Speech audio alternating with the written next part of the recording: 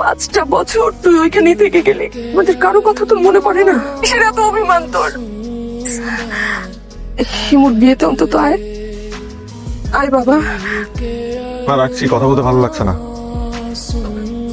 মা আমি আসছি। হ্যালো ভাবি।